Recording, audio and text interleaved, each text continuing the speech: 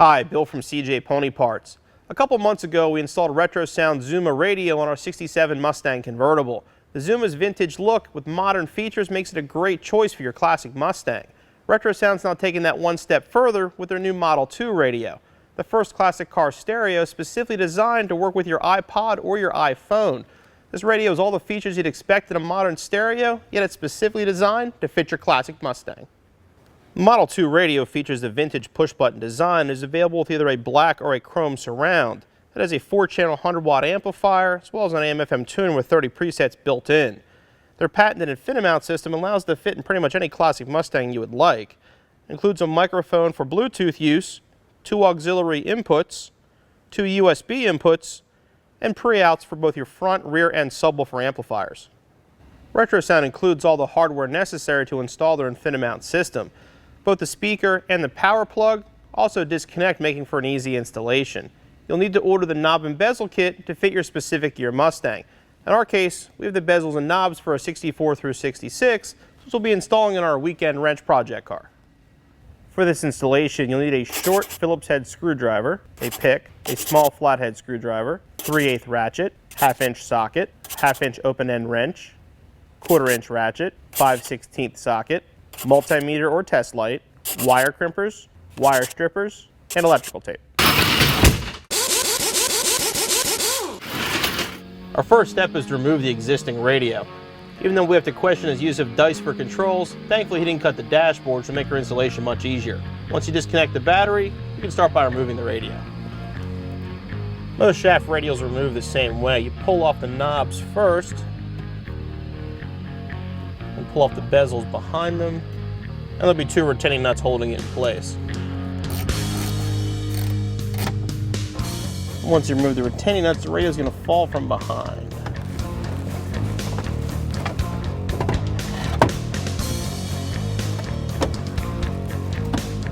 Once you have the radio down, you'll want to disconnect your battery before you mess with any of the wiring.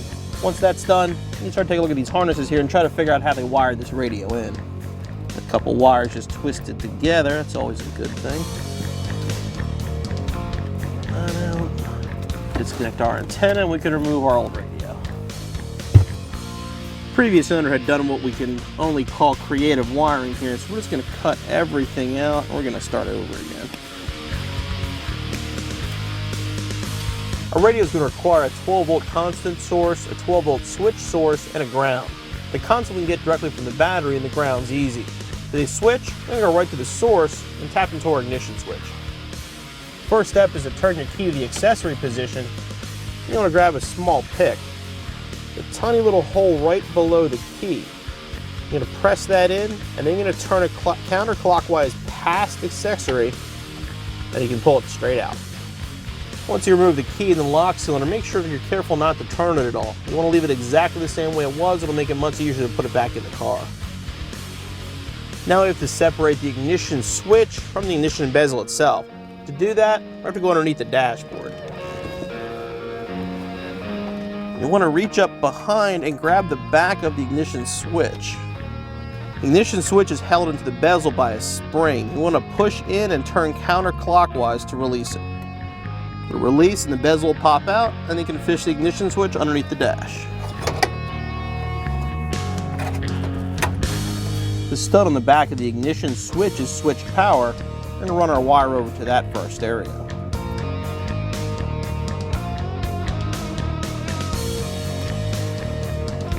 Install our spacer onto our switch.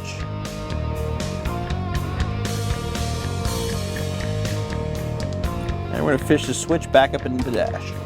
This is probably one of the most difficult parts of the installation. It's going to be hard to see as we do it, so we're going to show you the pieces outside of the car. Basically, once you have the spacer installed, the bezel is going to go to the dashboard itself. The switch is going to come in from the back. You're going to put it in and turn to lock it in place. Then you want to line the bezel up with the 2 tabs in the dash.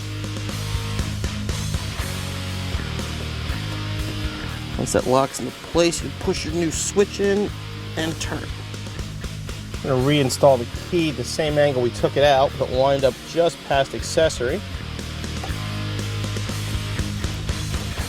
Pop it into place, and then we turn. Now that we have our switch power and our constant power, we just need a ground. This harness back here in the back of the dash has a couple pigtails coming off of it. We used our meter and found out this one is a good ground, so we're going to use that.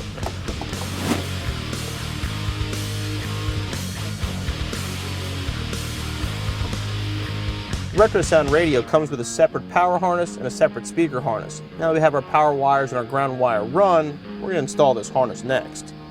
We're going to use our solderless connects to connect to this end of the wire. Then we'll go back underneath the dashboard and make our connections underneath there. Connect our 12-volt accessory switch to the wire we ran from our ignition switch. Connect our 12-volt constant lead to the wire coming from our battery. And we'll connect our ground terminal here. That ground wire we just ran. 2 additional blue wires we didn't connect are for an amp turn on and for a power antenna. Both these will have power once the radio is on. RetroSound puts caps on both of them, so they're not an issue. Before we go any further, it's a good time to check to make sure everything's working properly. We're going to reconnect our battery and plug in our stereo.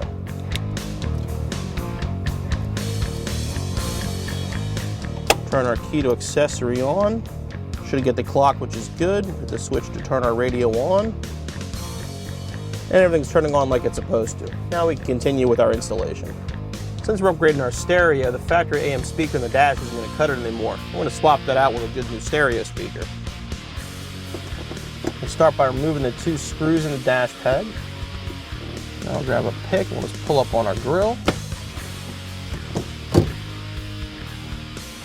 We're going to remove the screws holding in our speaker.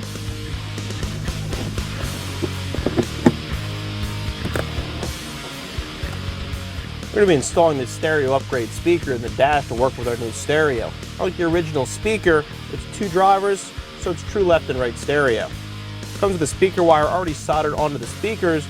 We're going to connect that to our harness and install the whole thing as one assembly.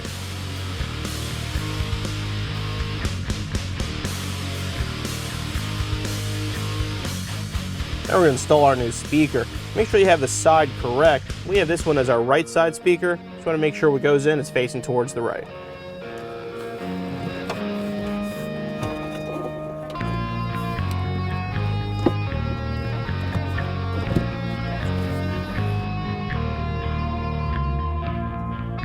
Now we'll reinstall our factory speaker grill.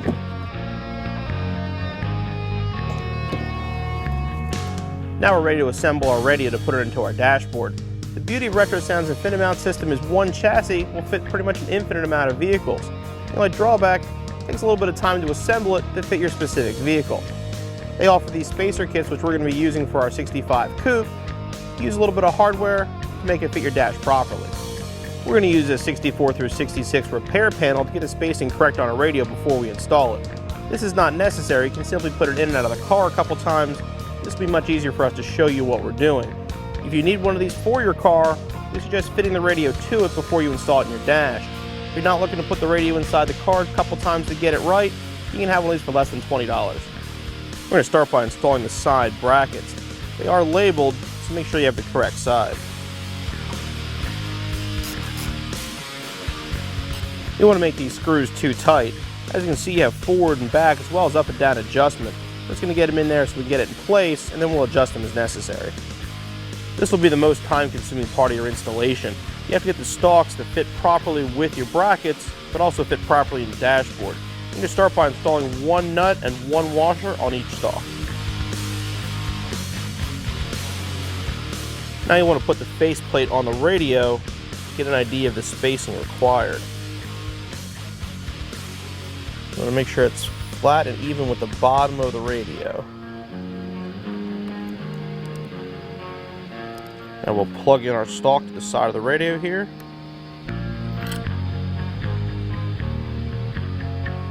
We'll grab our faceplate to get an idea of how far through it's going to come.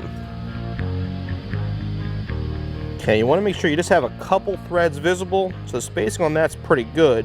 Now we have to figure out which washers and spacers are needed to keep it right there. Now that we have the faceplate seated properly, we got to fill this gap with one of the spacers. They give you multiple sizes. This one's going to fit pretty well, so we're going to put that in first and make sure it works.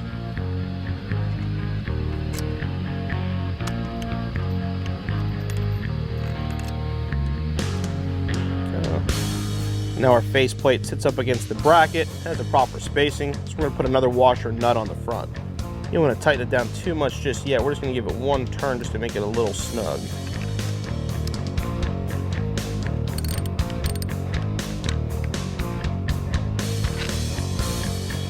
Once you have the bracket and the faceplate spaced properly, now you want to space it in your dash. We're going to use our dash repair panel so you can get a better idea of how everything fits. You can either use one of these, or you can just put it in the car and test fit it that way. First, you want to put another nut and washer on.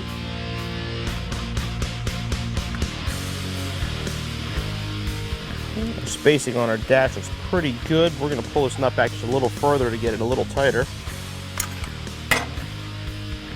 That's about how much thread you want visible through your dashboard. Now we have our spacing pretty much right. We go through, tighten the nuts up a little bit, do the same thing for the other side. These don't have to be overly tight. Give it a slight turn with the ratchet once you have it hand tight. Once we have both stalks assembled, we want to make sure it fits our dash properly. And so we have enough thread on both sides to get the final nut on. You want to get to the point where you just get a couple turns because you don't want too much of it visible, it'll stick too far out of the dashboard. Now we're going to remove the repair panel and put the radio in our car. We're going to start by connecting our harnesses for our power and our speakers.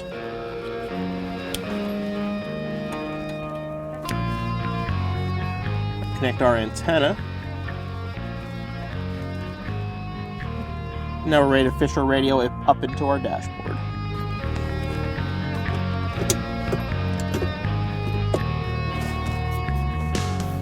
We'll get it in place, then we'll put our washers and our bolts on. I want to tighten the nuts down, turn them by hand till they get snug, and give them like a quarter turn with a ratchet. Now we're ready to install our knobs. The kit includes these little plastic covers which will go over the hardware we use to install it to the dash. Get them on first, the knob will slide over, and find the metal knobs go on the outside.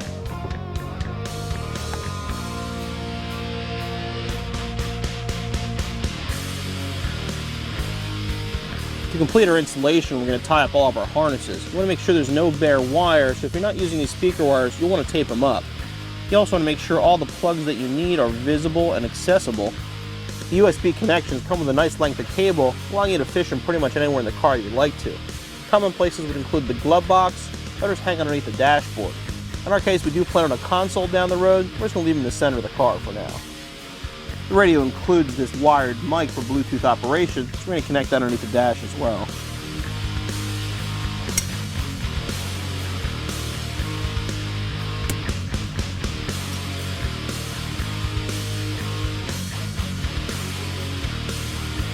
I'm going to zip tie some of our harnesses together before we hide everything underneath our dashboard.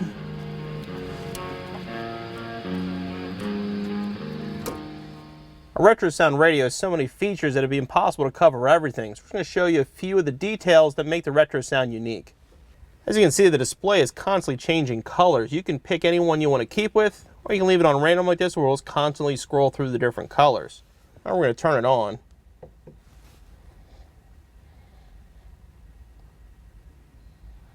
You turn it on, it's going to go to the last source that you used. In our case, we had our iPod hooked up to our USB connection.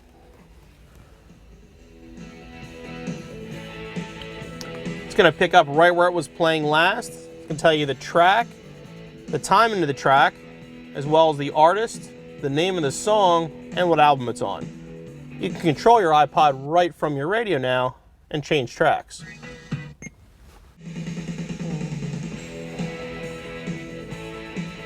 You can also pause the iPod. You can also shuffle it. Now we're going to show you how to use the Bluetooth feature. You're going to click source up here until you see Bluetooth audio. That'll allow you to transmit anything Bluetooth from your phone through the stereo with no wires. Use that for Spotify, Pandora, or just internet music as well. It also allows us to make hands-free phone calls as well.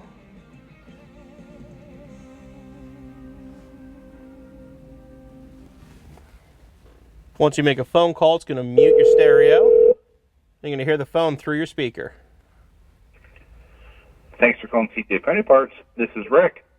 Hey Rick, it's Bill. We're just checking out the features on the new Model 2 radio. How do we sound? Sound very clear. Cool. Thank you very much. Yep. Have a good day. As soon as we disconnect our call, our music's going to come right back on. The beauty of the Model 2 radio is it allows it to use all the modern technology found in your new stereo, yet still keep that vintage look, and installs in the dash without any modifications. Installation will take you around 2 hours, so you'll be back on the road in no time.